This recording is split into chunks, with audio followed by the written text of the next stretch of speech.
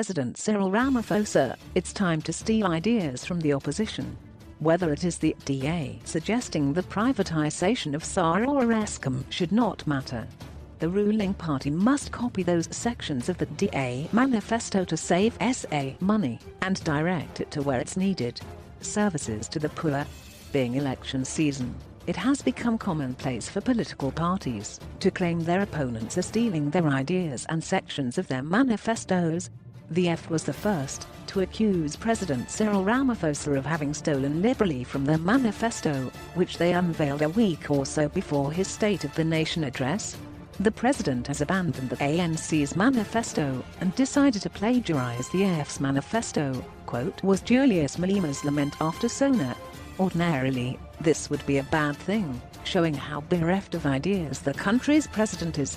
But given the state the country's state-owned enterprises are in, it really is good if the ruling party can look to the opposition for fresh ideas on how to turn things around.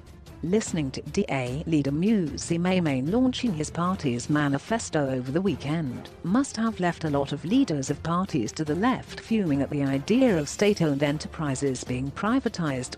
Leftist ideology is that any state asset that becomes privatized is a sure sign that jobs will be shed and services will become unaffordable for the poor.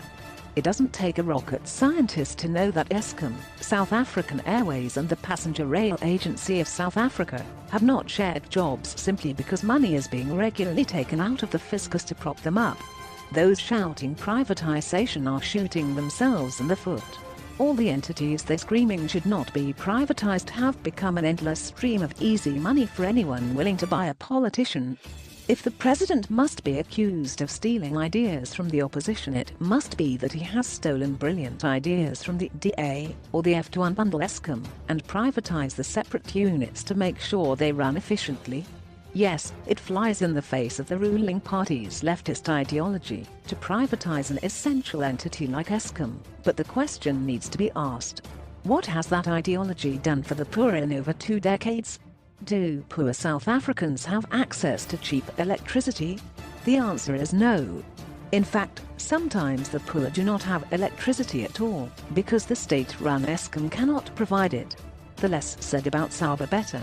The only benefit that poor South Africans have associated with SAR is that their country has a flagship carrier, nothing else.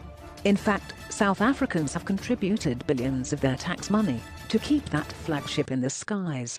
Those billions have either been looted through companies like Bosasa or used inefficiently, and the airline board is now back asking for more millions.